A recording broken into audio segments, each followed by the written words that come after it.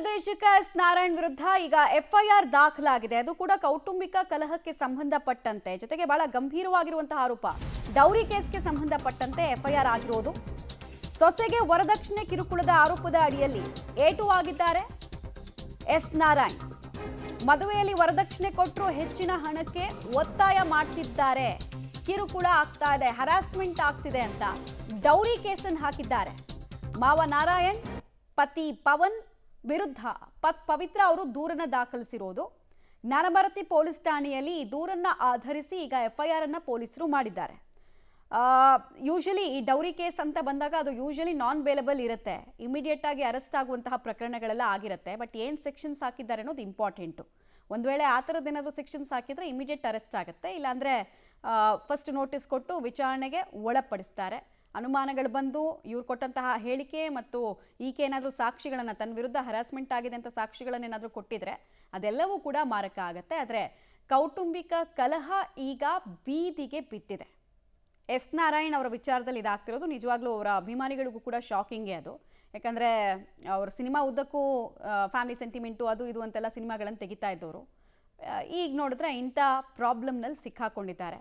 ಸಹಜವಾಗಿ ಅವರವರ ವೈಯಕ್ತಿಕ ಆದರೂ ಕೂಡ ಒಂದು ಆನ್ಸರಬಲ್ ಇರ್ತಾರಲ್ಲ, ನಿಜವಾಗ್ಲೂ ಒಂದು ಹೆಣ್ಣಿಗೆ ಅನ್ಯಾಯ ಮಾಡಿದ್ರಾ, ದೌರ್ಜನ್ಯ ಮಾಡಿದ್ರಾ ಅನ್ನೋದು ಒಂದು ಪ್ರಶ್ನೆ ಇರುತ್ತೆ.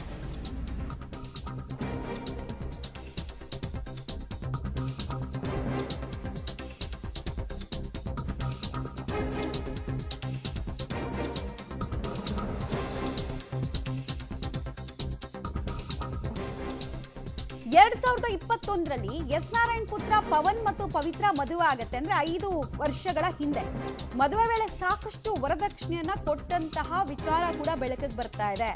ವರದಕ್ಷಿಣೆ ಕೊಡೋದು ತಗೊಳ್ಳೋದು ಎರಡೂ ಕೂಡ ತಪ್ಪು. ಇಲ್ಲಿ ವರದಕ್ಷಿಣೆ ಕೊಟ್ಟಿದ್ರು ಅನ್ನೋದು ಮಾಹಿತಿ.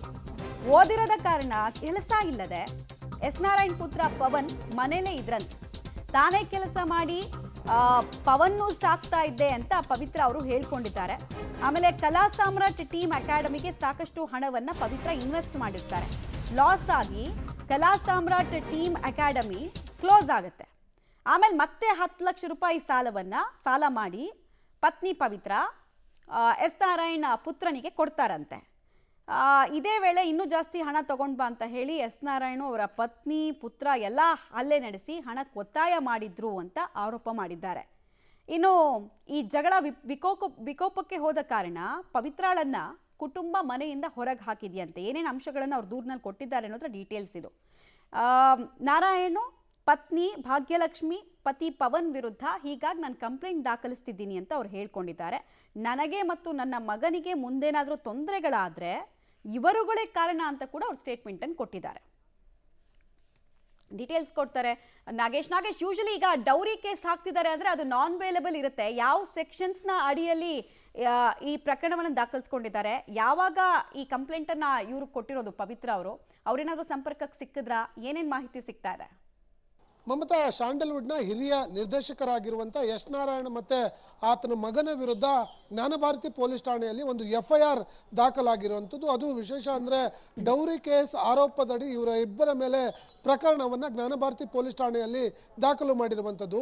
ಅವರ 2ನೇ ಮಗನ ಪತ್ನಿ ಪವಿತ್ರ ಎಂಬುವರು ಕೊಟ್ಟಂಥ ದೂರಿನ ಆಧಾರದ ಮೇಲೆ ಜ್ಞಾನಭಾರತಿ ಪೊಲೀಸ್ ಠಾಣೆಯಲ್ಲಿ ಎಫ್ಐಆರ್ ಅನ್ನು ಮಾಡಿಕೊಳ್ಳಲಾಗಿದೆ. ಬಹಳ ಪ್ರಮುಖವಾಗಿ ಅದರಲ್ಲಿ ಏನೇನೆಲ್ಲ ಅಂಶಗಳನ್ನು ಉಲ್ಲೇಖ ಮಾಡಿದ್ದಾರೆ ಅನ್ನುವಂಥದ್ದನ್ನು ಗಮನಿಸ್ತಾ ಹೋದರೆ ಇವರಿಗೆ ಅಂದರೆ ಪವನ್ ಅವರಿಗೆ ಮದುವೆ ಆದ ದಿನದಿಂದಲೂ ಕೂಡ ದುಡಿಮೆ ಮಾಡಲಿಕ್ಕೆ ಯಾವುದೇ ರೀತಿಯ ಕೆಲಸ ಇರಲಿಲ್ಲ. ಹಾಗಾಗಿ ಅವರನ್ನು ನಾನು ದುಡಿದು ಸಾಕುವಂಥ ಪರಿಸ್ಥಿತಿ ಇತ್ತು. ಹಾಗಾಗಿ ಒಂದು ಕಲಾ ಸಾಮ್ರಾಟ್ ಅನ್ನುವಂಥ ಒಂದು ಇನ್ಸ್ಟಿಟ್ಯೂಟ್ ಮಾಡಿದ್ರು. ಆ ಸಂದರ್ಭದಲ್ಲಿ ನನಗೆ ಹಣದ ಅವಕಾಶ ಇದೆ ಅನ್ನುವಂಥ ಕಾರಣವನ್ನು ನೀಡಿದರು.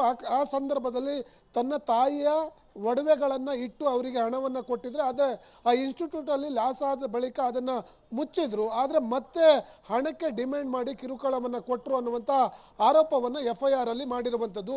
ಹಾಗಾಗಿ ಆ ಆರೋಪದ ಅಡಿಯಲ್ಲಿ ವರದಕ್ಷಿಣೆ ಕಿರುಕುಳ ಆರೋಪದ ಮೇಲೆ ಎಸ್ ನಾರಾಯಣ್ ಮತ್ತು ಅವರ ಮಗನ ವಿರುದ್ಧ ಈಗ ಎಫ್ಐಆರ್ ದಾಖಲಾಗಿರುವಂಥದ್ದು. ಈಗ ಇರುವಂಥ ಮಾಹಿತಿ ಪ್ರಕಾರ 10 ದಿನಗಳ ಹಿಂದೆ ಇವು ದೂರು ದಾಖಲಾಗಿದೆ ಅನ್ನುವಂಥ ಮಾಹಿತಿ ಸದ್ಯಕ್ಕೆ ಗೊತ್ತಾಗ್ತಾ ಇರುವಂಥದ್ದು. ಈಗಾಗಲೇ ಘಟನೆ ಸಂಬಂಧಪಟ್ಟಂತೆ ಮಾಹಿತಿಯನ್ನು ಪಡೆದಿರುವಂಥ ಜ್ಞಾನಭಾರತಿ ಪೊಲೀಸರು ಎಸ್ ನಾರಾಯಣ್ ಮತ್ತು ಅವರ ಮಗನಿಗೆ ಇವತ್ತು ನೋಟಿಸ್ ಕೊಡ್ತಾರೆ ಅನ್ನುವಂಥ ಮಾಹಿತಿಗಳು ಕೂಡ ಇರುವಂಥದ್ದು. ಈ ಘಟನೆ ಬಗ್ಗೆ ಎಸ್ ನಾರಾಯಣ್ ಕೂಡ ಪಬ್ಲಿಕ್ ಟಿವಿ ಜೊತೆ ಫೋನ್ ಮೂಲಕ ಪ್ರತಿಕ್ರಿಯೆ ಮಾಡುವ ಕೆಲಸವನ್ನು ಮಾಡಿರುವಂಥದ್ದು. ಈ ಹಿಂದೆ ಸ್ವಲ್ಪ ಮನೆಯಲ್ಲಿ ಸ್ವಲ್ಪ ಮನಸ್ತಾಪ ಇತ್ತು. ಕಳೆದ 1.5 ವರ್ಷಗಳ ಹಿಂದೆ ಪವಿತ್ರ ಮನೆ ಬಿಟ್ಟು ಹೋಗಿದ್ದಾರೆ. ಮನೆ ಬಿಟ್ಟು ಹೋಗಿ 1.5 ವರ್ಷಗಳ ಆದ ಬಳಿಕ ಈಗ ದೂರನ್ನು ಕೊಟ್ಟಿದ್ದಾರೆ.